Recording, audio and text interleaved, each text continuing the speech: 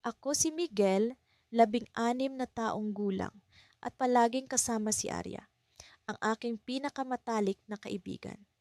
Madalas kaming maglakwat sa tuwing gabi, naglalakad sa kalsadang may mga lumang poste ng ilaw, kung saan ang mga anino ay tila sumasayaw sa dilim.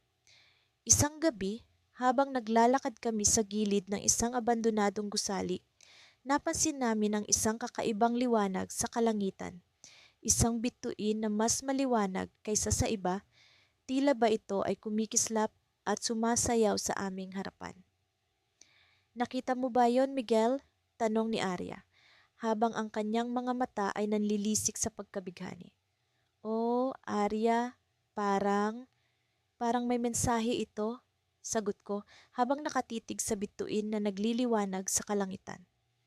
Ang hangin ay biglang lumamig at naramdaman ko ang kakaibang kilabot na gumapang sa aking balat. Habang patuloy naming pinagmamasdan ang bituin, napansin namin ang tila mga simbolo na bumubuo sa paligid nito. Hindi ito mga karaniwang bituin. Ito ay parang mga sinaunang sulat na bumubuo ng isang mensahe. Hindi namin maipaliwanag ang aming nararamdaman, ngunit alam naming may kakaibang puwersang nag-uudyok sa amin upang alamin ang lihim nito. Miguel, kailangan nating malaman kung ano ang ibig sabihin nito, sabi ni Arya, puno ng determinasyon. Alam kong hindi kami titigil hanggat hindi namin natutuklasan ang katotohanan. Sumunod ng mga araw, naghahanap kami ng mga libro at artikulo tungkol sa mga bituin at mga kwento ng mga sinaunang kabihasnan. Ngunit wala kaming nakita na tumutugma sa mga simbolo na nakita namin. Ang aming paghahanap ay tila nauuwi sa wala, ngunit hindi kami nawalan ng pag-asa. Isang gabi, habang nag-uusap kami sa ilalim ng puno sa aming paboritong tambayan, biglang bumagsak mula sa langit ang isang maliit na piraso ng papel. Agad naming kinuha ito at nakita namin ang parehong mga simbolo na nakita namin sa bituin. Ngunit sa pagkakataong ito, may karagdagang mga letra na tila bumubuo ng isang salitang hindi namin maunawaan. Arya, ito na ang sagot na hinahanap natin, sabi ko habang pinipiga ang papel sa aking kamay. Ngunit bago pa man namin masuri ito ng mabuti, biglang may narinig kaming yabag na papalapit sa aming kinaroroonan. Napatigil kami at nagkatinginan, parehong kinabahan ngunit handang harapin ang sino mang paparating. Miguel, sino yan? Tanong ni Arya, halatang natatakot ngunit hindi nagpapahalata. Hindi ko alam kung sino o ano ang papalapit sa amin. Ang dilim ng gabi ay tila naging mas makapal at ang mga anino ay nagsimulang maglaro sa aming paligid.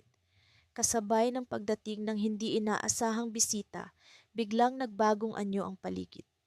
Ang mga dahon ng puno ay tila kumukutitap sa ilalim ng liwanag ng buwan at ang hangin ay umihip ng mas malamig kaysa dati.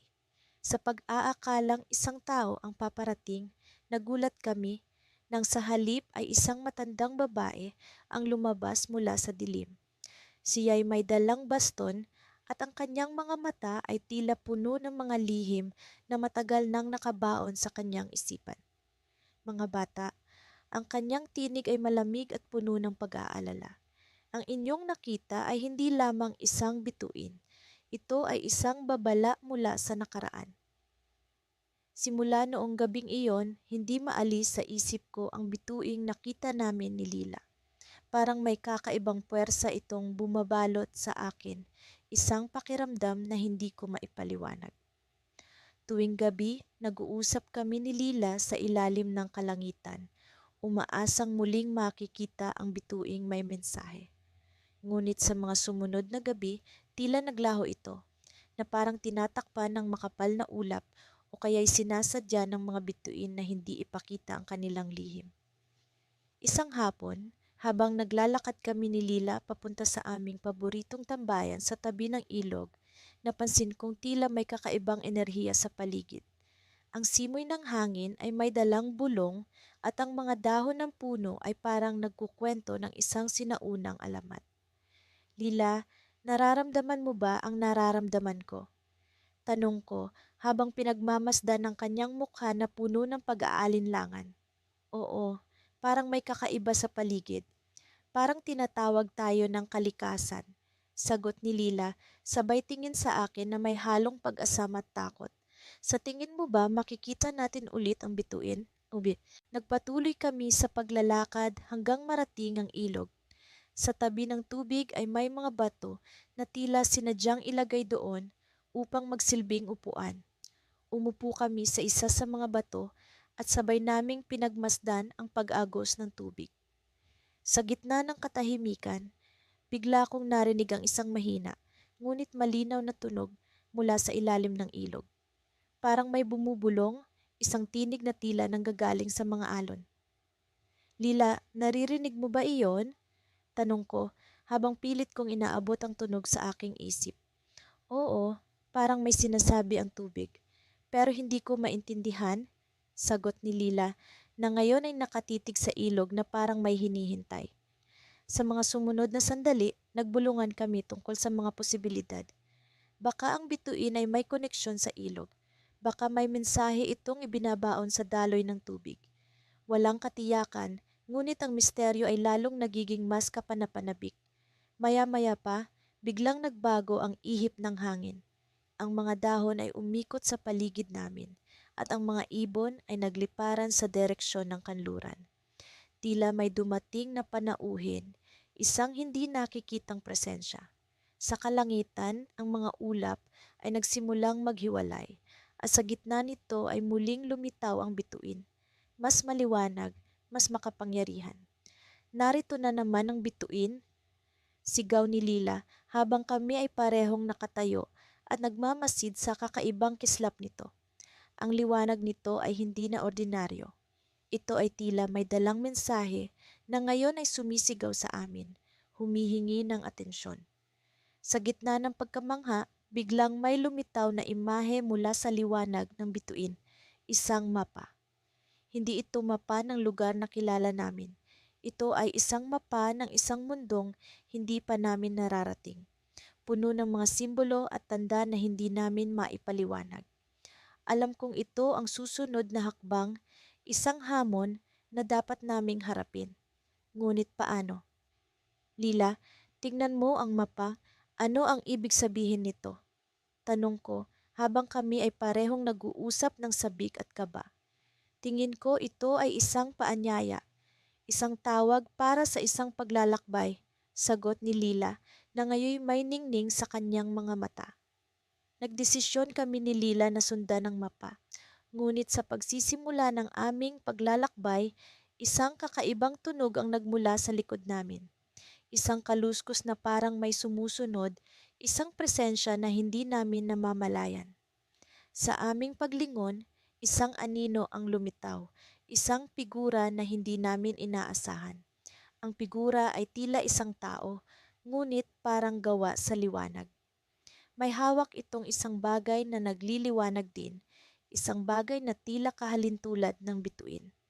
At sa kanyang paglapit, naramdaman namin ang malamig na hangin na bumalot sa amin, isang babala na hindi lahat ng bituin ay nagbibigay ng liwanag na kaaya-aya.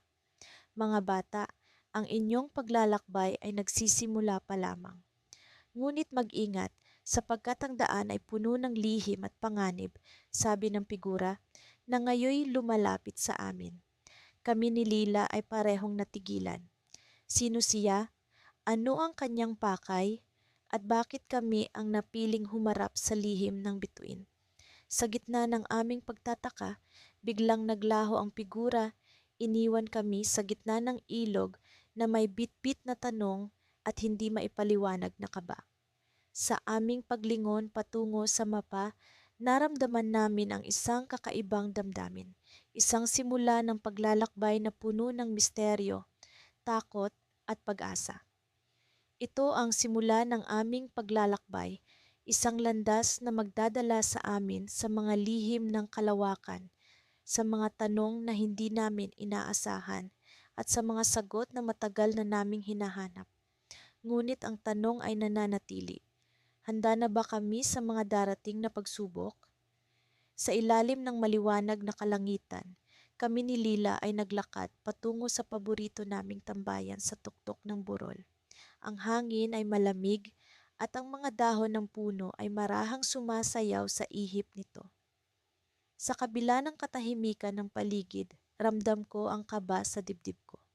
Sa gabing ito, mayroon kaming misyon, ang tuklasin ang lihim na mensahe ng bituin na nakita namin noong nakaraang gabi.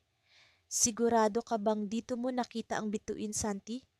Tanong ni Lila habang iniangat ang kanyang flashlight upang magbigay liwanag sa aming dinaraanan. Oo, Lila. Dito mismo, sagot ko. Pero parang may kakaiba sa bituin na iyon. Parang may bumubulong sa akin. Naku, Santi, huwag mo akong takutin, ani Lila habang tumatawa. Ngunit alam kong ramdam rin niya ang misteryo ng bituin. Hindi kami magpapatalo sa takot. Sa halip, kami ay nasasabik na matuklasan ang tunay na kahulugan ng nakatagong mensahe. Pagdating namin sa tuktok ng burol, tumigil kami sa ilalim ng isang malaking puno. Mula roon, kita ang kalawakan na punong-puno ng kumikislap na mga bituin. Ngunit isa ang namumukod tangi, ang bituin na may kakaibang ningning. Hindi ko maipaliwanag, pero para bang may sariling buhay ang bituin, kumukurap-kurap na parang sinasabi nitong may mahalaga itong mensahe na nais iparating. Nandito na naman siya, Santi, bulong ni Lila, tila may halong pagkamangha at pag-aalala. Nagpatuloy kami sa pagtitig sa bituin hanggang sa may narinig kaming tunog na tila lumalabas mula sa mga dahon sa paligid. Isang bulong na nagmumula sa hangin, tila ba nagmumula rin sa bituin. Tumayo ang balahibo ko sa batok habang unti-unting bumabalot ang malamig na hangin sa aming dalawa. Santi, naririnig mo rin ba iyon? Tanong ni Lila, hindi na maitatago ang kanyang pag-aalala. Oo, Lila. Para bang sinasabi nitong lumapit tayo? Sagot ko. Ipinaling ang tingin sa kanya, sabay balik sa bituin. Sa di maipaliwanag na dahilan, sinundan namin ang tunog hanggang sa mapansin namin ang isang maliit na liwanag sa likod ng puno. Isang bagay na kumikislap. Isang antigong kahon na tila gawa sa ginto. Lumapit kami at dahan-dahang binuksan ang kahon. Sa loob nito ay may isang lumang papel na may sulat kamay. Habang binabasa namin, unti-unting lumilinaw ang kwento ng isang sinaunang alamat tungkol sa bituin. Ayon sa kwento, ang bituin ay tagapag-ingat ng lihim ng mga sinaunang mangkukulam na minsang naglakbay sa kalangitan. Itinago nila ang kanilang kapangyarihan sa bituin upang ito'y hindi magamit sa kasamaan. Ang sinumang makahanap ng tamang mensahe at makatuklas ng kahulugan nito ay magkakaroon ng kakayahang gamitin ang kapangyarihan ng mga mangkukulam para sa kabutihan o kasamaan. Hindi ko alam kung ano ang iisipin. Ang kwentong ito ay tila katang-isip lamang, ngunit narito kami, hawak ang ebidensya ng isang sinaunang lihim. Paano kung totoo nga ito? Paano kung kami ang napili ng bituin upang tuklasin ang lihim nito? Santi, ano ang gagawin natin? Tanong ni Lila. Kita ko sa kanyang mga mata ang pagkalito at pag-aalala. Hindi ko alam, Lila, pero sa tingin ko, kailangan nating malaman ang buong mensahe. Sagot ko habang inirolyo ang papel at ibinalik sa kahon. Sa di kalayuan, bigla naming narinig ang pag-aspas ng mga pakpak. Isang ibon, hindi pangkaraniwang laki, ang lumilipad patungo sa amin. May dala itong isang maliit na piraso ng papel sa kanyang tuka. Nang malapit na ito sa amin, bumaba ito sa sanga ng puno at binitiwan ng papel sa harap namin. Sa papel nakasulat ang lihim ay hindi sa langit, kundi sa lupa. Napatingin kami ni Lila sa isa't isa, hindi makapaniwala sa bagong mensahe. Anong ibig sabihin nito, Santi? Tanong ni Lila, tila naguguluhan. Sa tingin ko, kailangan nating hanapin ang susunod na pahiwatig dito sa lupa. Sagot ko, inaabot ang papel mula sa ibon. Habang iniisip namin kung ano ang susunod na hakbang, biglang kumulog at ang kalangitan ay nagbagong anyo. Ang bituin ay kumislap ng mas maliwanag at sa isang iglap, isang guhit ng liwanag ang bumagsak sa lupa malapit sa amin. Nag-iwan ng tanda sa damuhan. Napaatras kami ni Lila, hindi makapaniwala sa nasaksihan. Sa gitna ng damuhan, kung saan bumagsak ang liwanag, naroon ang isang kakaibang marka, isang simbolo na hindi namin nauunawaan. Ano ito, Santi? Tanong ni Lila, puno ng kaguluhan at kaba. Sa tingin ko, ito ang susunod na pahiwatig. Sagot ko, hindi maalis ang tingin sa marka. Habang kami naguguluhan, bigla naming naramdaman ang paggalaw ng lupa sa ilalim ng aming mga paa. Sa isang iglap, ang lupa ay biglang bumuka at kami nahulog sa isang madilim na hukay. Naramdaman ko ang malamig na hangin habang kami bumabagsak. Hindi alam kung saan kami mapapadpad. Sa aming pagkakabagsak, narinig ko ang echo ng isang boses. Ang lihim ay nagsisimula pa lamang. Hindi ko malilimutan ang gabing iyon. Ang gabi kung saan nakita namin ni Mira ang bituin na tila may sinasabi sa amin. Sa simula, akala ko'y isang pangkaraniwang bituin lamang iyon, ngunit nang magningning ito ng kakaibang liwanag at bumuo ng mga hugis na tila kumukumpas sa hangin, naging malinaw na may kakaiba itong mensahe. Rico, tingnan mo, parang may sinasabi ang bituin, bulong ni Mira habang sabik niyang itinuturo ang langit. Nasa itaas kami ng burol na madalas naming puntahan tuwing gusto naming mag-isip-isip. Sa kabila ng katahimikan ng gabi, ramdam ko ang tensyon sa paligid. Kaming dalawa ni Mira lang ang naroon, ngunit tila isang daang tao ang nakamasid sa amin.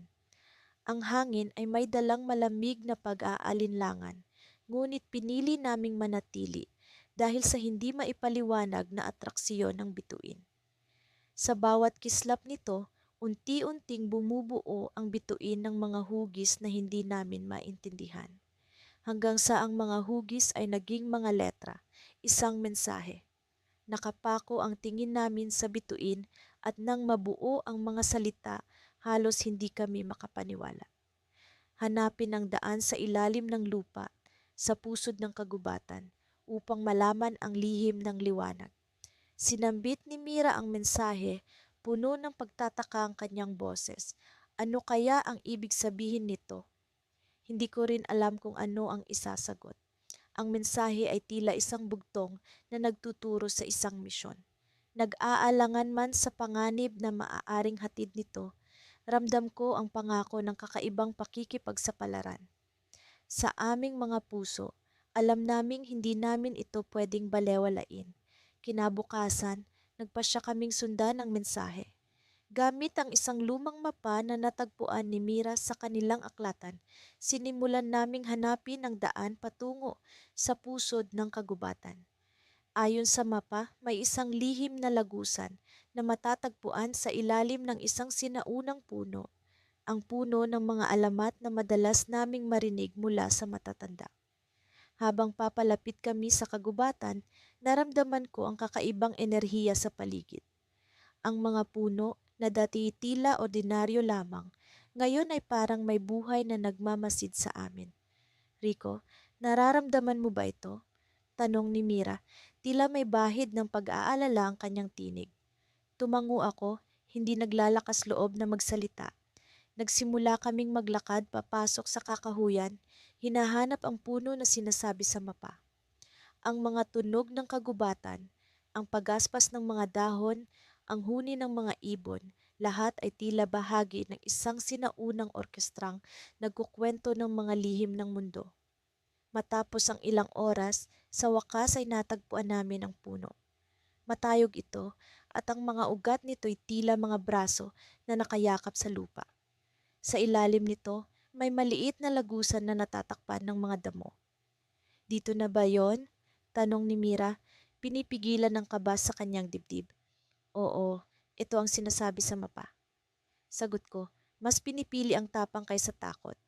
Dahan-dahan naming itinulak ang mga damo at bumungad ang isang madilim na daan. Sa kabila ng dilim, pumasok kami sa lagusan. Ang daan ay makipot at magulo. Ngunit ang mga paader nito ay tila kumikinang sa liwanag ng mahiwagang mga bato. Tulad ng nabanggit sa mensahe, Ang daan ay tila patungo sa isang lihim na lugar. Habang palalim kami ng palalim, naramdaman ko ang malamig na hangin na tila bumabalot sa amin. Ang katahimikan ng lugar ay biglaang nagambala ng tunog ng mga yapak. Hindi namin yapak. May iba pang naroon. Mira, may ibang tao rito. Bulong ko hinigpitan ng hawak sa kanyang kamay. Biglang may lumitaw na figura sa harapan namin. Isang matandang lalaki na may hawak na baston. Ang kanyang mga mata ay tila mga bituin sa dilim. Kayong dalawa ay narito para sa lihim ng liwanag, hindi ba? Tanong niya, puno ng pag-usisa ang kanyang lumang tinig. Hindi kami makapagsalita, ngunit tumango kami sa kanyang tanong. May kung anong kapangyarihan sa kanyang presensya, tila siya ang tagapag-ingat ng mga lihim na aming hinahanap. Ano ang ibig sabihin ng mensahe? Tanong ni Mira, puno ng pagnanais na malaman ang katotohanan. Ngumiti ang matanda, ngunit ang kanyang ngiti ay puno ng misteryo. Ang bituin ay may kwento ng nakaraan, isang kwento na kailangan ninyong malaman upang mabago ang hinaharap.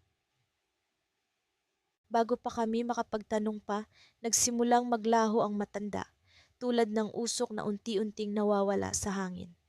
At sa kanyang pag-alis, ang lagusan ay biglang lumiwanag at bumungad sa amin ang isang sinaunang silid na puno ng mga inskripsyon at mga kwento ng ibang mundo.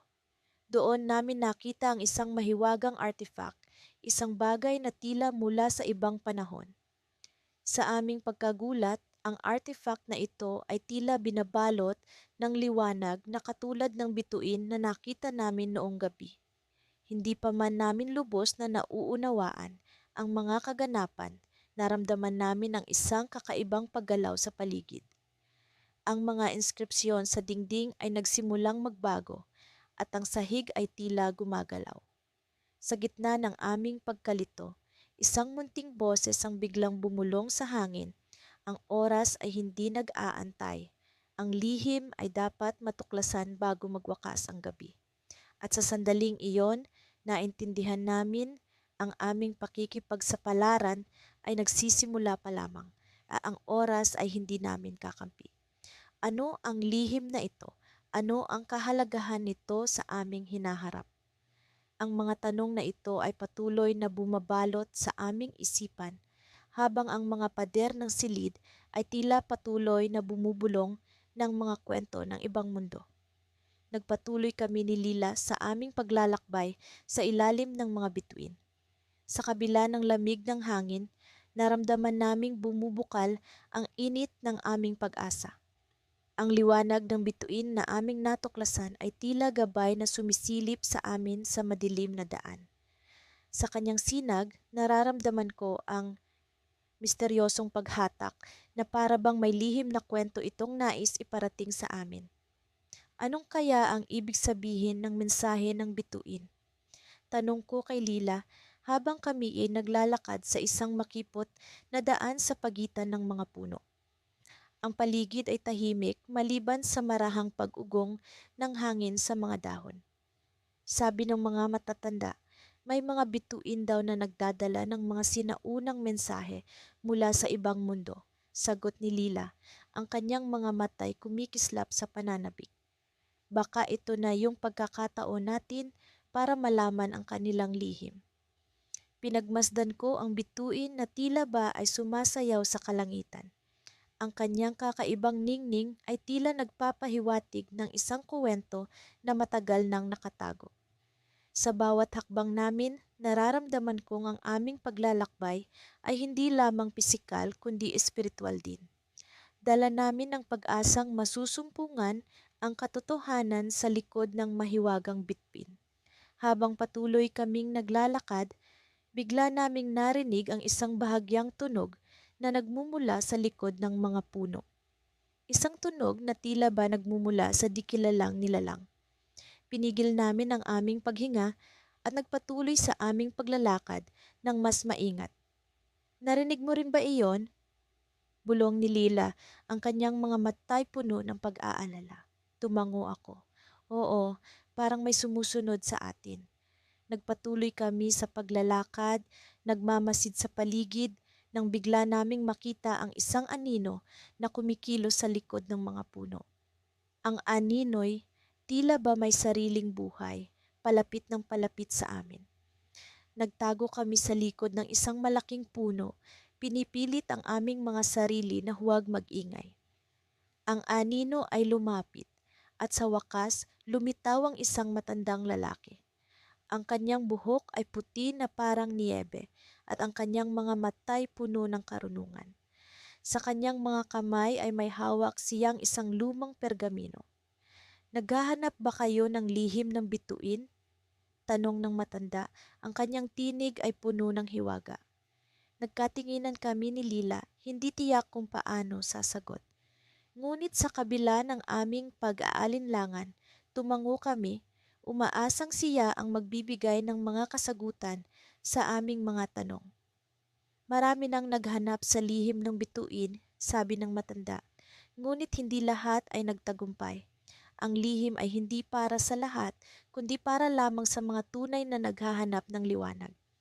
Binuksan ng matanda ang pergamino at sa aming harapan ay lumitaw ang isang lumang mapa. Ang mapa'y puno ng mga simbolo na hindi namin maintindihan. Ngunit sa gitna nito, may isang simbolo na pamilyar sa amin, isang bituin na may kakaibang hugis. Ang mapa na ito ay magdadala sa inyo sa lihim ng bituin, sabi ng matanda. Ngunit mag-ingat sapagkat marami ang nagnanais na makuha ang kapangyarihan nito. Naalala ko ang mga kuwento ng mga matatanda sa aming bayan tungkol sa mga bituin na nagdadala ng kapangyarihan na maaaring magbigay ng hindi kapani-paniwalang lakas sa sinumang makakakuha nito. Ngunit sa likod ng kapangyarihan ay may panganib na maaaring magdala sa kapahamakan. Salamat po, sabi ni Lila, kunin ang mapa mula sa matanda. Gagawin po namin ang lahat para malaman ang lihim ng bituin. Ngumiti ang matanda at tuluyang naglaho sa dilim, na para bang siya'y isang bahagi lamang ng aming imahinasyon. Naiwan kami ni Lila na nag-iisa, hawak ang mapa na ngayon ay nagdadala ng bagong pag-asa at takot. Habang naglalakad kami sa ilalim ng bituin, naramdaman kong ang aming paglalakbay ay malapit ng magbagong anyo. Sa bawat hakbang, nararamdaman ko ang bigat ng responsibilidad sa aming mga balikat. Ngunit sa likod ng aming takot, naroon ang matinding pagnanasa na malaman ang lihim ng bituin. Ngunit sa likod ng aming pagnanasa, hindi namin alam na may isang nilalang na nagmamasid sa amin mula sa dilim. Isang nilalang na matagal nang naghahanap sa lihim ng bituin at ngayon ay handang gawin ang lahat para makuha ito. May nagmamasid sa atin, Lila, bulong ko, habang patuloy kaming naglalakad sa ilalim ng mga bituin. At sa puntong iyon, naramdaman ko ang malamig na hangin na tila ba nagbabanta ng bagong panganib. Ang bituin ay nagbigay ng mensahe, ngunit hindi namin alam na ang lihim nito ay maaaring magdala ng bagong pagsubok sa aming mga buhay. Ang aming paglalakbay ay nagsisimula pa lamang at sa likod ng liwanag ng bituin ay naroon ang anino ng isang bagong panganib na aming haharapin. Hindi ko akalain na ang gabi ng Sabado ay magiging simula ng isang kakaibang pakikipagsapalaran. Kasama si Elena, matalik kong kaibigan, naglakad kami patungo sa paborito naming tambayan sa gilid ng kagubatan. Doon, nakalatag ang malambot na damuhan at sa itaas ay ang kumikislap na kalangitan. Ang mga bituin ay tila nakatayo bilang mga tahimik na saksi sa mga kwento ng paglalakbay at pag-asa. Habang nakahiga kami at pinagmamasdan ang mga bituin, napansin ni Elena ang isang kakaibang liwanag na tila kumukurap-kurap sa gilid ng konstelasyong Orion. Tingnan mo iyon, Alex, bulong niya sa akin. Ang tinig niya ay puno ng pagtataka. Nang tumingin ako, tama nga siya. Isang bituin ang kumikislap sa tono na parang may sinusubukang sabihin sa amin. Dahil sa likas kong kuryosidad, bumangon ako at hinabol ang liwanag gamit ang aking mata. Tila may ritmo, Sabi ko, parang may mensaheng nais iparating. Si Elena, na may kakaibang talento sa pag-unawa sa mga bagay na hindi karaniwang nakikita ng iba, ay tumango at kumuha ng maliit na notebook mula sa kanyang backpack. Subukan natin itong i-decode, sabi niya, puno ng determinasyon. Sinimulan naming pag-aralan ang mga kurap ng bituin at sa bawat pagbabago ng liwanag, minarkahan namin ito sa papel. Ang proseso ay tila walang katapusan, ngunit ang aming pagnanasa na maunawaan ay nagbigay sa amin ng lakas. Unti-unti, ang mga kurap ay nag-ayos sa isang pattern na hindi maikakaila. Nagsisimula ito sa isang titik, bulong ko, habang ang aking daliri ay dumudulas sa ibabaw ng mga marka sa papel. Parang, parang isang pahayag, dugtong ni Elena, na ang kanyang mga mata ay nagliliwanag ng may pagka-eksperto. Habang binubuo namin ang mensahe, natuklasan namin ang mga salitang nagsasabing, sa likod ng liwanag, ang landas ay magbubunyag ng mga lihim. Napaisip kami kung ano ang ibig sabihin nito. Ano ang landas na tinutukoy ng bituin? At anong mga lihim ang nagtatago sa likod ng liwanag? Habang kami ay nagbubulungan, biglang lumakas ang hangin at ang mga dahon sa paligid ay nagsimulang magsayaw sa hangin. Ang pakiramdam ko ay may bumabalot sa amin, isang misteryosong enerhiya mula sa kalikasan mismo. Dapat nating sundan ito, sabi ni Elena, puno ng pag-asa sa kanyang tinig. Baka ito ang simula ng isang bagay na hindi natin inaasahan. Sumang-ayon ako at nagsimula kaming maglakad patungo sa direksyon kung saan ang bituin ay tila nagtuturo. Ang gabi ay nagmistulang mas madilim, ngunit ang aming determinasyon ay mas maliwanag kaysa kailanman. Sa bawat hakbang, ang hangin ay nagdadala ng mga bulong, mga kwento ng mga sinaunang panahon na tila nag-uugnay sa amin sa isang mas malalim na bahagi ng mundo. Biglang, sa gitna ng aming paglalakbay, naramdaman ko ang isang kakaibang presensya. Hindi ko maipaliwanag, ngunit tila may isang bagay na nagmamasid sa amin. Isang bagay na hindi namin makita, ngunit nararamdaman. Nararamdaman mo ba ito? Tanong ko kay Elena na tumigil sa paglalakad. Tumango siya at ang kanyang mga mata ay lumipat sa paligid, tila sinusubukang hanapin ang pinagmumula ng enerhiya.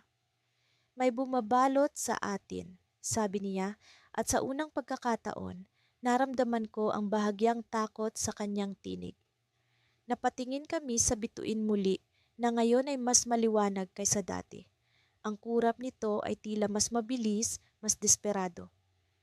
Baka ito na ang landas, sabi ko, at nagpatuloy kami sa paglalakad. Sa bawat hakbang, ang hangin ay nagiging mas malamig at ang kagubatan ay tila nagbago. Ang mga puno ay nagmistulang mas matataas, ang mga anino ay mas mahaba. Sa likod ng liwanag, ang landas ay nagbukas at sa dulo nito ay isang sinaunang pintuang bato na may mga ukit na tila mga kwento mula sa mga nawawalang panahon. Ngunit bago pa man namin maabot ang pintuan, isang malakas na tunog ang pumunit sa katahimikan. Isang tunog na tila mula sa lumang mundo, punong-puno ng misteryo at kapangyarihan. Napahinto kami at ang aming mga puso ay nagumpisang tumibok ng mas mabilis. Sa likod ng pintuan may liwanag na kumikislap, tila nag-aanyaya sa amin na pumasok. Ngunit sa likod ng liwanag, may anino na gumalaw, isang anino na hindi namin inaasahan. Ang pintuan ay biglang bumukas at sa loob nito ay isang daigdig na hindi namin kailanman nakita, puno ng mga tanawin na tila mula sa ibang panahon. Ngunit sa dulo ng daigdig, may tumayo na figura, isang figura na may pamilyar na anyo, ngunit hindi namin mawari kung sino. Napatingin kami sa isa't isa, puno ng takot at pagkasabik. Ano ang lihim na dala ng bituin? Sino ang figurang iyon sa dulo ng daigdig at ano ang kanyang kaugnayan sa aming paglalakbay? Ang aming mga tanong ay bumabalot sa aming isipan habang ang pintuan ay nagsimulang magsara. Ngunit bago pa man ito tuluyang magsara, narinig namin ang isang bulong mula sa figura, isang bulong na nag-iwan ng malamig na hangin sa aming mga puso. Ito ay simula pa lamang. Ang gabi ay tila nagmistulang isang mahiwagang karagatan ng mga bituin, kumikislap sa kalangitan na parang mga mata ng mga sinaunang Diyos na nagmamasid sa amin.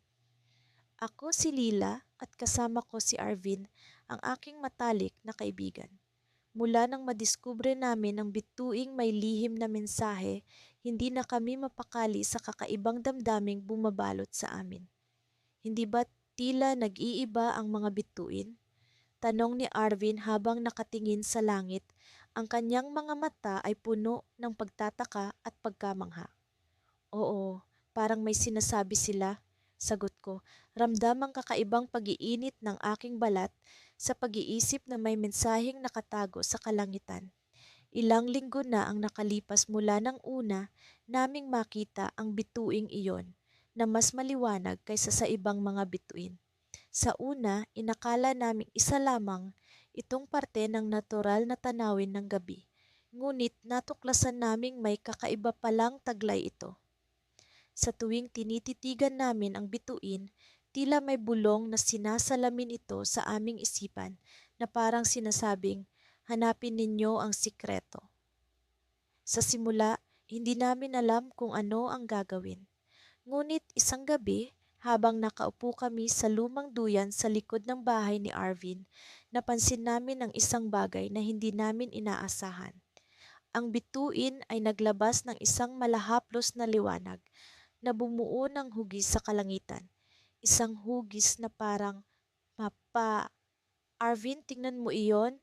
Sigaw ko sabik na sabik sa natuklasan.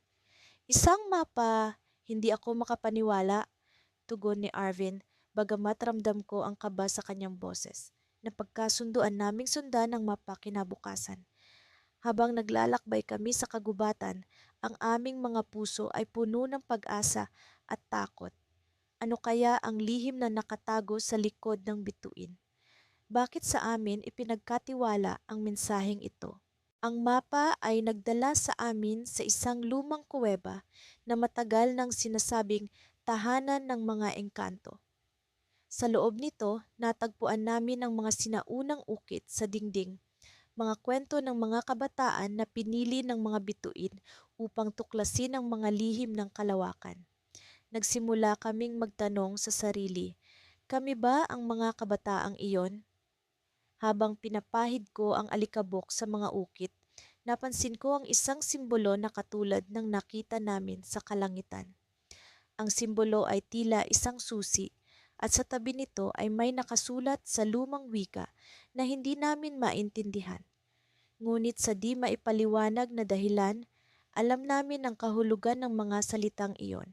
Ang susi sa kapangyarihan ay nasa inyong mga kamay. Ang susi, bulong ni Arvin na tila nabighani sa ideya. Ano kaya ang susi na iyon? Hindi kami nagtagal sa kuweba.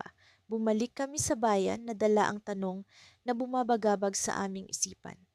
Ano ang susi na binanggit ng mga engkanto? Paano namin ito matutuklasan?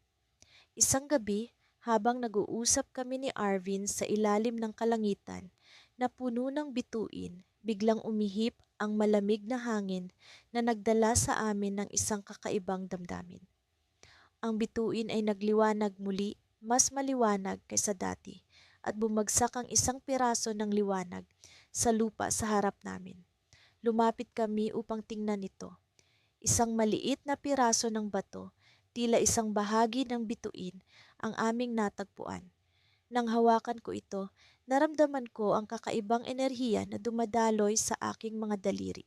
Ang bato ay nagbagong anyo, naging isang susi na kumikinang sa dilim.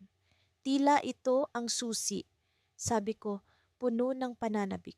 Ngunit bago pa man namin maunawaan ang lahat, isang kakaibang ingay ang narinig namin mula sa likuran. Isang anino ang bumalot sa paligid, na tila nagmula sa kung saan. Ang aming mga puso ay tumigil sa kaba dahil sa harap namin ay isang nilalang na hindi namin inaasahan. Isang tagapagbantay ng lihim, Ang mga mata ay tila naglalagablab sa galit. Kayo ba ang mga pinili? Tanong ng nilalang. Ang kanyang boses ay parang alingawngaw sa hangin. Sa puntong iyon, naramdaman namin ang bigat ng responsibilidad. Ang susi ay nasa aming mga kamay, ngunit ang anino ng panganib ay nasa likod namin. Hindi namin alam kung ano ang mangyayari, ngunit alam namin na ang susi ay may kapangyarihang higit pa sa aming inaasahan. At sa kabila ng takot, isang bagay ang malinaw. Simula pa lang ito ng masalimuot na paglalakbay. Dito nagsimula ang aming tunay na pakikipagsapalaran, isang misteryo na hindi namin akalaing magdudulot ng pag-asa at panganib, isang kwento ng bituin na may lihim na mensahe. Ngunit paano namin haharapin ang tagapagbantay? Ano ang susi sa likod ng susi? Ang mga tanong na ito ang magdadala sa amin sa susunod na yugto ng aming buhay na puno ng pagsubok at hiwaga. Sa gitna ng malamig na hangin ng gabi, kami ni Lila ay muling naglakad papunta sa paborito naming tambayan sa gilid ng burol. Hindi ko maalis sa isip ang kakaibang bituin na nakita namin noong nakaraang linggo. Parang may kakaibang puwersa itong humihila sa amin ni Leila at sa tuwing kami mag-uusap, palaging bumabalik ang aming usapan sa bituing iyon. Lyra, sa tingin mo ba ay may kahulugan ang nakita natin? Tanong ni Lila habang inaayos ang kanyang scarf. Pilit na isinusuksok sa ilalim ng kanyang kulay abong coat. Kitang-kita sa kanyang mga mata ang pag-usisa, tila hindi mapakali hanggat hindi nakukuha ang kasagutan. Sa tingin ko, Lila, hindi ito basta-bastang bituin. Sagot ko, hawak ang maliit na journal na palagi kong daladala. May kung ano ito, isang mensahe, hindi ko lang matukoy kung ano. Nang marating namin ang burol, naupo kami sa mga lumang kahoy na upuan na tanaw ang kalangitan. Ang buwan ay nasa kalagitnaan ng kanyang pagliwanag, nagbibigay ng banayad na sinag sa mga nakapaligid na puno. Tumahimik kami, hinihintay ang pagdating ng gabi upang muling masilayan ang bituin. Habang nag-uusap kami ni Lila, biglang may naramdaman akong kakaibang lamig sa hangin, mas malamig kaysa dati. Napatingin ako sa kanya at nakita kong nanginginig siya kahit sa kapal ng suot niyang damit. Lyra, ano iyon? Tanong niya bigla, nakaturo sa langit. Napalingon ako at nakita ang bituin. Hindi ito kagaya ng mga nakaraang gabi. Ngayon, ang liwanag nito ay mas matingkad, halos sumasabog ang kulay asul na sinag. Parang may kung anong puwersang pumipintig mula rito, tila musika na hindi maririnig ngunit damang-dama sa puso. Kinuha ko ang journal at nagmamadaling buksan ito sa pahinang aking sinulatan ng mga obserbasyon tungkol sa bituin. Bawat gabi ay may bago itong ipinapakita, mga simbolo at mga pattern na tila bumubuo ng isang mensahe. Ngunit ngayong gabi, kakaiba ang kanyang sinag, mas malalim, mas misteryoso. Lyra, tingnan mo, halos isigaw ni Lila, sabay turo sa isang bahagi ng kalangitan. Kasama ng bituin, may mga bumubuo na simbolo sa kalangitan, tila mga sinaunang letra, nagliliwanag sa kadiliman. Kinuha ko ang flashlight mula sa aking bag, inilingkis ang ilaw sa journal at sinimulang isulat ang mga nakita namin. Sa bawat paggalaw ng aking panulat, nararamdaman ko ang tila kuryente sa hangin. Parang may buhay ang mga letra, nangungusap ng hihimok. Sa tingin ko, Lila, kailangan natin itong dekodahin. Sabi ko, hindi na natatakot sa panginginig ng aking kamay. Parang may babala o mensahe para sa atin. Ngunit bago pa man kami makapagsimula sa pag-unawa sa mga simbolo, biglang nag-iba ang ihip ng hangin, mas naging malakas, nagtatangay ng mga dahon sa paligid. Ang liwanag ng bituin ay biglang naglaho at ang kalangitan ay bumalik sa dating kadiliman. Nasaan na ang mga simbolo? Tanong ni Lila, halatang takot at naguguluhan. Sa gitna ng aming pag-aalala, narinig namin ang pag-ugong mula sa ilalim ng burol, tila may kung anong gumagalaw sa lupa. Napatingin kami sa isa't isa, alam naming hindi ito pangkaraniwan. Lyra, narinig mo ba iyon? Tanong ni Lila, halos bulong ang kanyang tinig. Tumango ako, hindi makapagsalita. Sa loob ng ilang sandali, nag-isip kami kung ano ang gagawin. Ngunit bago pa man kami makapagdesisyon, may isang matandang lalaki ang lumitaw mula sa dilim. Ang kanyang anyo ay parang lumang larawan mula sa sinaunang panahon. Mga bata, sabi niya, ang kanyang tinig ay tila hangin na malamig na dumadaloy sa aming paligid. Ang bituin ay may daladalang lihim na nangangailangan ng inyong pansin. Ngunit mag-ingat sapagkat ang mensaheng ito ay may kapalit. Napatigil kami, hindi makapagsalita, habang ang matanda ay unti-unting naglaho sa hangin, parang usok na tinatangay ng hangin. Lila, ano iyon? Tanong ko, nanginginig ang boses. Ngunit bago pa man siya makasagot, biglang nagliwanag muli ang bituin. Ngunit ngayong gabi ay may kasama itong ibang mga bituin.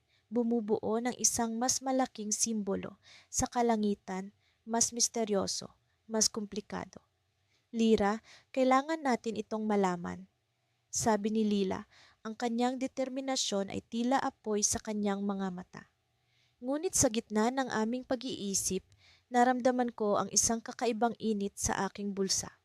Nang buksan ko ito, nakita ko ang isang maliit na bato, tila isang bahagi ng bituin, nagliliwanag sa aking palad. Hindi ko alam kung paano ito nakarating sa akin, ngunit nararamdaman ko ang bigat ng kanyang kahulugan. Sa kabila ng takot, alam kong ito ang simula ng mas malalim na paglalakbay.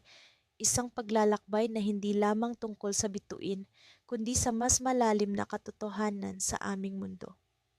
Sa mga susunod na gabi, kailangan naming tuklasin ang lihim ng bituin, ngunit alam kong may kapalit ang bawat kaalaman. Ngunit bago pa man namin ito masimulan, alam kong ang aming pagkakaibigan ni Lila ay susubukin ng hindi inaasahang mga pangyayari at ito ang magiging susi sa pag-unawa sa mensaheng hatid ng bituin. Ito ang simula ng isang bagong kabanata, isang kabanata na puno ng misteryo at panganib. Hindi ko inakala na ang paglalakbay na ito ay magdadala sa amin sa isang napakabihirang tuklas, isang bituin na tila nagsasalita. Kasama ko si Elara, ang matalik kong kaibigan mula pagkabata, sa isang lugar sa gilid ng bayan kung saan madalas kaming pumunta para magpalipas ng oras. Sa gabing iyon, ang langit ay punong-puno ng bituin. Ngunit may isang bituin na kapansin-pansin. Ito ay mas maliwanag kaysa sa iba at tila kumikislap sa isang kakaibang paraan. Lyra, tingnan mo yon, bulong ni Elara habang tinuturo ang bituin na iyon. Parang may sinasabi siya sa atin. Hindi ko alam kung paano niya iyon nasabi, pero naramdaman ko rin ang kakaiba. Parang may enerhiya na umuusbong mula sa bituin at sa tuwing tinititigan ko ito, pakiramdam ko ay may bumubulong sa akin, isang malamig na hangin na may dalang lihim. Bumuntong hininga ako at nagtanong, ano kaya ang ibig sabihin nito, Elara? Baka naman guni-guni lang natin. Ngunit hindi siya natinag. Hindi, Lyra, ramdam ko ito. Parang may koneksyon tayo sa bituin. Nag-usap kami habang nakaupo sa damuhan, pinagmamasdan ng misteryosong bituin. Sa pakikipag-usap namin, napansin ko ang paggalaw ng hangin na tila may dala itong musika. Ang musika ay pamilyar, ngunit hindi ko mawari kung saan ko ito narinig. Napakabanayad nito at dumadaloy sa paligid namin na parang isang banayad na alon. Habang kami naguguluhan, biglang nagliwanag ang paligid. Ang bituin ay nagpadala ng isang sinag na bumalot sa amin. Sa sandaling iyon, nakita ko ang mga imahe sa aking isipan. Mga eksena ng isang sinaunang bayan na puno ng mga tao na nakasuot ng kakaibang kasuotan. Ang mga tao ay tila nagdiriwang at sa gitna nila ay isang batang babae na tila kami ni Elara. Napatingin ako kay Elara at kita ko ang pagkamangha sa kanyang mga mata. Lira, nakikita mo rin ba ang nakikita ko? Tumango ako, hindi makapagsalita sa gulat. Ang batang babae sa imahe ay tila may hawak na isang mahiwagang bagay, isang kristal na kumikinang sa kanyang palad. Ang kristal ay naglalabas ng liwanag na katulad ng mula sa bituin, at sa kanyang paligid ay may mga simbolo na hindi ko maipaliwanag. Unti-unti nawala ang mga imahe at bumalik kami sa realidad. Ang bituin ay nanatiling maliwanag, ngunit ang mga bulong ay nawala. Sa halip, isang malamig na hangin ang dumampi sa aming mukha. Nagsalita si Elara, "Lyra, sa tingin mo ba, tayo ang batang babae sa imahe? Parang may koneksyon tayo sa kristal." Hindi ko alam ang isasagot. Lahat ng nangyari ay tila isang panaginip, isang kwento mula sa mga alamat na madalas naming binabasa. Ngunit nararamdaman ko ang bigat ng katotohanan sa aking dibdib. Isang bahagi ng akin ang nagsasabi na ang bituin ay may gustong ipaalam sa amin. Siguro, sabi ko, siguro nga tayo ang hinahanap ng bituin, pero paano natin matutunan ng tungkol sa kristal? Nag-isip si Elara at maya-maya ay nagliwanag ang kanyang mga mata. May alam akong tao na makakatulong sa atin. Si Aling Merla, ang matandang mangkukulam sa baryo. Sinasabing may alam siya sa mga bagay na tulad nito. Bagamat may kaba sa dibdib, pumayag ako. Kinabukasan, naglakbay kami papunta kay Aling Merla. Sa loob ng kanyang tahanan ay amoy ang mga halaman at damo na ginagamit niya sa kanyang panggagamot. Hindi ko maiwasang makaramdam ng pagkabalisa, ngunit kailangang malaman namin ang katotohanan. Nang ikwento namin ang tungkol sa bituin at sa mga imahe, ngumiti si Aling Merla. "Ah, ang bituing kristal. Matagal na itong hinahanap ng mga tao. Isang bituin na may kapangyarihang magbukas ng portal sa nakaraan. Ngunit mag-ingat kayo, mga bata. May mga panganib na dala ang pagsubok na ito." Nagpatuloy siya sa kwento, isinalarawan ang sinaunang bayan na nakita namin at ang batang babae na para bang kami ni Elara. Ayon sa kanya, ang kristal ay susi sa pag-unawa ng mga lihim ng nakaraan, ngunit ito rin ay bantay ng mga misteryo na hindi dapat galawin. Habang nag-uusap kami, biglang nagbago ang hangin sa paligid. Naramdaman namin ang kakaibang presensya, tila may mata na nagmamasid sa amin. Nakaramdam ako ng takot, ngunit sa loob ng aking puso ay may tinig na nagsasabi sa akin na hindi kami nag-iisa. Biglang tumayo si Aling Merla at lumingon sa bintana. Nararamdaman ko ang presensya ng tagapangalaga. Hindi tayo dapat magtagal. Puno ng kaba ang kanyang boses at sa sandaling iyon, isang matalim na hangin ang dumaan sa loob ng bahay. Napatingin ako kay Elara at sa kanyang mga mata ay naroon ang parehong takot at pag-asam. "Lyra, kailangan nating malaman ang lihim ng bituin. Pero paano kung ang tagapangalaga ay nasa tabi lang natin?" Habang bumubulong ang hangin sa paligid, isang matinding kislap ang lumitaw mula sa bituin at ang bintana ni Aling Merla ay nagliwanag. Sa likod ng liwanag ay isang anino na tila nagbabanta sa amin. Sa puntong iyon, alam kong hindi na kami makakabalik sa dati naming buhay. Ang bituin ay may dalang lihim na hindi namin inasahan at ang kwento namin ni Elara ay nagsisimula pa lamang. Sa gitna ng kagubatan, kung saan ang mga puno ay tila mga bantay na nagmamasid sa amin, nagpatuloy kami ni Lila sa aming paglalakbay.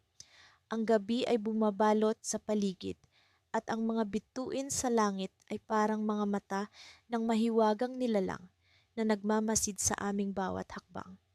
Pakiramdam ko'y bawat hakbang namin sa makapal na damo ay may nakatagong kahulugan. Tila ba ang kalikasan mismo ay may gustong ipahiwatig. "Alam mo, Kiko," bulong ni Lila habang patuloy kaming naglalakad, "parang may kakaiba sa mga bituin ngayong gabi." Tumigil kami sa isang maliit na clearing at tumingala sa kalangitan. Ang mga bituin ay kumikislap sa kadiliman at sa isang iglap, isang bituin ang nagpakita na mas maliwanag kaysa sa iba. Ang bituing ito ay may kakaibang sinag na tila ba naglalaman ng lihim na mensahe. Ang bituin, sigaw ko, hindi makapaniwala sa aking nakikita. Parang may hugis na hindi ko maipaliwanag. Si Lila ay naglabas ng isang lumang kwaderno mula sa kanyang bag, isang bagay na palagi niyang daladala sa aming mga paglalakbay. Ito ang oras, Kiko, sabi niya habang binubuksan ang kwaderno sa pahina kung saan may mga nakaguhit na simbolo. Ang mga simbolo sa kalangitan ay tumutugma sa mga ito.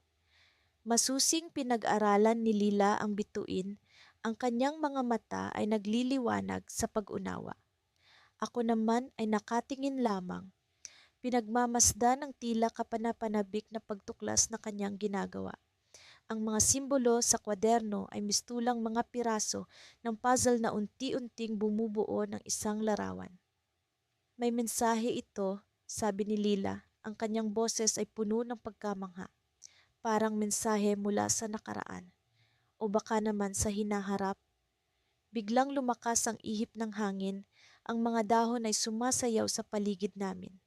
Sa kabila ng malamig na hangin, naramdaman ko ang init ng excitement at kaba sa aking dibdib.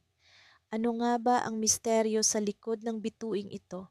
Ano ang sinisigaw nito sa amin mula sa kalangitan? Habang patuloy si Lila sa kanyang pag-aaral ng mga simbolo, napansin ko ang isang kakaibang tunog, isang mabagal na pagpitik, parang tibok ng puso ng kalikasan. Ang tunog ay nagmumula sa direksyon ng bituin at tila ba tinatawag kami papunta sa isang lugar na hindi pa namin nararating. Naririnig mo ba yon? Tanong ko kay Lila. Ang aking boses ay bahagyang nanginginig sa pagkasabik. Tumango siya at pareho kaming nagkatinginan. Alam namin na kailangan naming sundan ang tunog na ito. Kami ay naglakad, ang aming mga hakbang ay nagiging mas mabilis habang ang tibok ay lumalakas. Parang isang sinyas na papalapit kami sa isang mahalaga at misteryosong tuklas. Ang aming paglalakbay ay humantong sa isang lumang puno, ang pinakamalaking puno na nakita ko sa buong buhay ko. Ang puno ay tila ba may sariling buhay, ang mga ugat nito'y nakalabas sa lupa at ang mga sanga ay yumayakap sa kalangitan. Sa ilalim ng punong ito, mayroong isang sinaunang altar na gawa sa bato, napapalibutan ng mga lumang ukit na nagtataglay ng mga simbolo na katulad ng nasa kwaderno ni Lila. Ang tibok ay nagmumula sa altar, bawat pitik ay naglalabas ng enerhiya na pumupuno sa paligid. Ang altar, bulong ni Lila, ang kanyang kamay ay dahan-dahang dumampi sa malamig na bato. Ito ang susi sa lihim ng bituin. Bigla, ang mga simbolo sa altar ay nagliwanag at ang bituin sa langit ay kumislap ng mas maliwanag kaysa dati. Ang paligid namin ay napuno ng ilaw at sa loob ng ilaw na iyon ay may lumitaw na imahe. Isang imahe ng dalawang magkaibigan na naglalakbay sa kagubatan, gaya namin. Ngunit ang imahe ay hindi lamang basta imahe. Ito ay may mensahe, isang babala na nagmula sa mga sinaunang panahon. Ang lihim ng bituin ay hindi lamang para sa pagtuklas, sabi ng isang boses na nagmula sa ilaw. Ito ay para sa pag-unawa sa kapalaran na ipinagkatiwala sa inyo. Ang boses ay pumailan lang at sa isang iglap, ang liwanag ay nawala. Naiwan kaming pareho ni Lila na naguguluhan at puno ng tanong. Ano ang ibig sabihin ng babala? Ano ang kapalaran na dapat naming unawain? Napatingin kami sa bituin na ngayon ay muling kumikislap sa langit, parang nag-aanyaya sa amin na ipagpatuloy ang aming paglalakbay. Ang tibok mula sa altar ay unti-unting humupa, ngunit alam namin na ito'y simula pa lamang. Ang misteryo ng bituin ay hindi pa tapos at kami ni Lila ay handang harapin ang anumang lihim na naghihintay sa amin sa dilim ng gabi. Ngunit sa likod ng lahat ng ito, isang tanong ang bumabagabag sa akin. Ang imahe ng dalawang magkaibigan sa ilaw. Sila ba'y kami? O may iba pang mga magkaibigan na una nang nakakita ng bituin at sila ay nag-iwan ng mensahe para sa amin? Sa gabing iyon, Matapos ang isang nakakapagod na araw ng paghahanap sa lihim ng bituin, kami ni Lila ay nakaupo sa ilalim ng isang punong mangga sa bakuran ng lola niya. Ang hangin ay malamig at ang mga dahon ng mangga ay tila sumasayaw sa bawat ihip ng hangin. Ang langit ay maliwanag na puno ng mga bituin at sa kabila ng pagod, hindi namin maiwasang muling itaas ang aming mga mata sa kalangitan. Alam mo, Gab, sabi ni Lila habang nakatingin sa bituin na tila kumikislap ng mas maliwanag kaysa sa iba. Parang may kakaibang koneksyon tayo sa bituin na yan. Hindi ko maipaliwanag pero pakiramdam ko ay para sa atin talaga ang mensahe nito. Tumango ako, hindi maalis ang tingin ko sa bituin.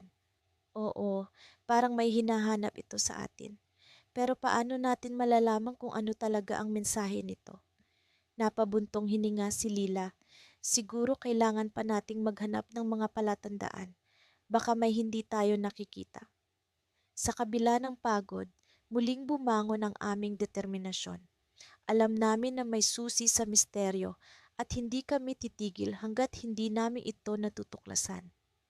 Sa mga nakaraang araw, sinuyod namin ang mga lumang aklat tungkol sa mga alamat ng bituin, kinapanayam ang mga matatanda sa baryo at naglakbay sa mga lugar na may kaugnayan sa mga kwento ng bituin. Ngunit tila walang sapat na sagot. Sa aming pagmuni-muni, naalala ko ang kwento ni Lola Mayang tungkol sa isang mahiwagang guhit na tila nag-uugnay sa mga bituin. Sabi niya, ang guhit na iyon ay makikita lamang ng mga taong may matapat na puso at dalisay na layunin. Napatigil ako, biglang nagliwanag ang aking isipan. Lila, naalala mo ba yung kwento ni Lola Mayang tungkol sa mahiwagang guhit? Tanong ko, puno ng pag-asa sa aking tinig. Sumiklab ang mga mata ni Lila sa tuwa. Oh, pero paano natin makikita ang guhit na iyon? Napaisip ako ng sandali bago sumagot. Baka kailangan natin ng isang bagay na magsisilbing palatandaan, isang bagay na mag-uugnay sa atin sa bituin. Biglang tumayo si Lila at hinila ako patungo sa loob ng bahay. May naisip ako, tara, sundan mo ako. Pumasok kami sa loob at nakita ko si Lila na naghanap sa lumang baul. Dito ko nilagay ang kwintas ni Lola Mayang. Sabi niya, ang kwintas na ito ay may kapangyarihang magbukas ng daan sa mga lihim ng kalangitan. Kinuha niya ang kwintas at nang hawakan ko ito, naramdaman ko ang kakaibang init na nagmula sa maliit na kristal na nakadikit dito. Ang kristal ay tila kumikinang sa ilalim ng liwanag ng buwan at sa isang iglap, nagkaroon ako ng kakaibang pakiramdam ng koneksyon sa bituin. Lumabas kami muli ng bahay, dala ang kwintas ni Lola Mayang. Tumayo kami sa ilalim ng punong mangga, hawak ang kwintas at sabay naming itinaas ito papunta sa langit. Biglang kumislap ang bituin at sa aming pagtataka, isang guhit ng liwanag ay nagsimulang lumitaw mula rito, pababa sa lupa. Nagulat kami sa nasaksihan, ngunit sa parehong oras, alam naming nasa tama kaming landas. Gab, ito na yon, sigaw ni Lila, puno ng saya at pagkamangha. Ang guhit na nag-uugnay sa bituin. Dahan-dahan naming sinundan ang guhit ng liwanag at sa aming pagtataka, ito ay patungo sa isang lumang balon sa gitna ng bakuran. Ang balon na iyon ay matagal nang hindi ginagamit at halos nakalimutan na ng lahat. Narito ba ang sagot? Tanong ko kay Lila habang lumalapit kami sa balon. Baka may nakatagong lihim dito. Lumuhod kami sa tabi ng balon at nang tumingin kami sa loob, nakita namin ang isang bagay na kumikislap sa ilalim. Isang lumang kahon na tila nababalot ng mga lumang sulat at simbolo. Ang kahon ay kumikinang sa liwanag ng bituin at alam naming ito ang sinasabi ng guhit. Ngunit bago pa man namin maabot ang kahon, biglang umihip ang hangin at sa isang iglap, ang guhit ng liwanag ay naglaho. Napatigil kami, puno ng pagtataka at pagkalito. Anong nangyari? Tanong ni Lila habang tumayo siya, halatang nag-aalala. Hindi ko alam, sagot ko. Pero kailangan nating malaman ang laman ng kahon na yan, baka naroon ang sagot. Sa pag-asang matuklasan ang lihim ng bituin, muling bumalik ang aming determinasyon. Ngunit sa likod ng aming isipan, hindi namin maiwasang magtanong. Ano nga ba ang lihim na mensaheng ito at bakit tila napaka-importante nito? Sa susunod na gabi, kami ay muling nakatingin sa kalangitan, puno ng pag-asa na ang bituin ay muling magbibigay ng gabay. Ngunit sa aming pagtingin, isang bagong bituin ang kumislap sa tabi ng dati naming sinusundan, tila nag-aanyaya ng panibagong paglalakbay. Ito ba ay isang bagong misteryo? O ito ang susunod na hakbang sa aming pagtuklas? Sa aming mga puso, alam namin na ang sagot ay hindi pa tapos at ang lihim ng mga bituin ay patuloy na magbubukas ng mga daan na hindi pa namin natutuklasan.